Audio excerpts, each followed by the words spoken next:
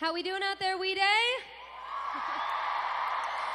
So this We Day stage is full of inspiring moments, but our next speaker's story is like no other. Here to talk about her journey, meet Ashley Murphy.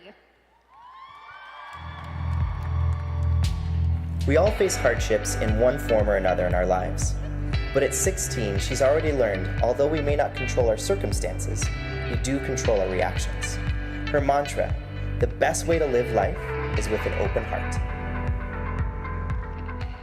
Hello, We Day! Dinners at my house aren't typical family meals. There are 10 kids, so my mom makes enough food to feed an army. But what makes us special is more than just the head count. 8 of us have special needs. We've drawn inspiration from what may seem as our weaknesses and turned them into strengths. My brother, who is legally blind and a quadriplegic, and my sister, who is developmentally delayed, both volunteer with kids with physical disabilities. Every one of us, including my parents, is an active volunteer, and they have inspired me to find my own way to create change. I'm involved with the Think Pink Club at my school. We raise awareness about mental health issues and advocate against bullying to create a more supportive community. This past summer, I joined another kind of supportive community on a meet-a-wee trip to East Africa with Free the Children. It really was a life-changing experience for me. I got to see zebras, lions, and elephants. I literally got to mix cement, carry bricks, and lay the foundation for a child's education. Believe it or not, these were just minor highlights of my trip. After an hour drive down dirt roads, I pulled up to the Baraka Health Clinic. I saw modern facilities and a fully stocked pharmacy where moms can give birth safely and sick children can get the medicine they need. I saw how access to healthcare changes lives.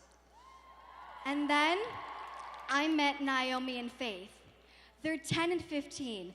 They play Stella Ella Ola and Ring Around the Rosie.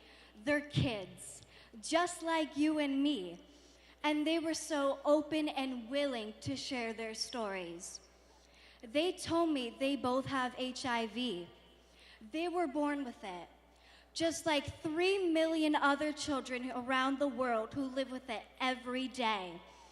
And they told me that they're too busy living their lives to the fullest to think much about it.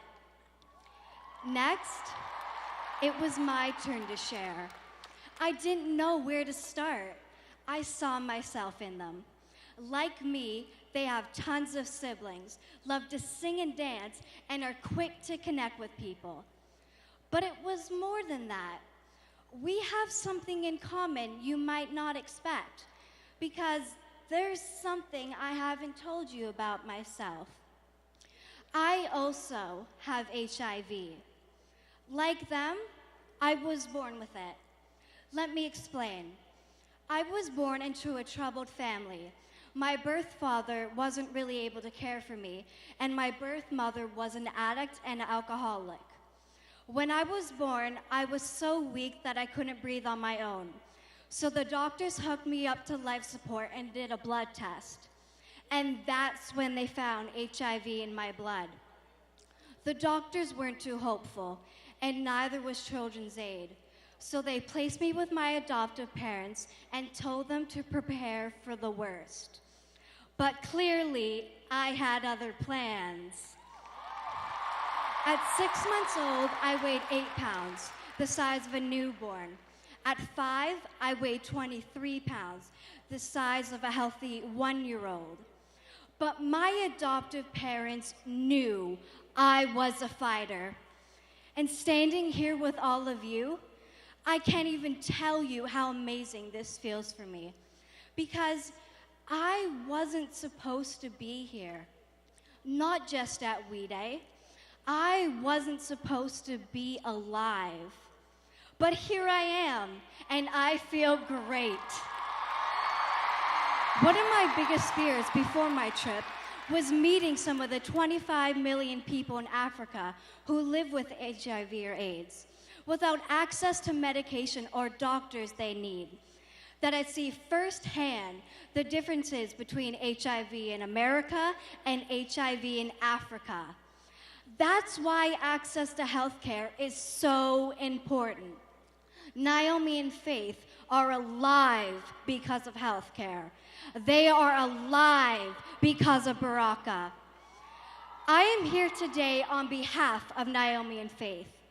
Together, we are sharing our experiences to help reduce the stigma around HIV. We need your help to create a more accepting community. And the first step is accepting yourself. Often we shrink away from having the difficult conversations. We don't talk about eating disorders or the reality of disease or mental health issues, but they're a part of life, and we need to tackle them head on.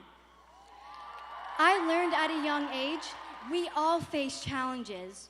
Your challenge may not be HIV, and may be depression or bullying. I want you to remember that our weaknesses can turn into strengths. We can overcome our challenges and use them to help others. I'm here as proof of that. Don't be ashamed of what makes you unique. Rock your differences, own them, and be you. We all face doubts, but when I do, I think back to Naomi and Faith, and I know I have the courage and bravery I need. I learned a lot about my own inner strength from them. I hope you learned a bit about yours from me. Thank you, We Day!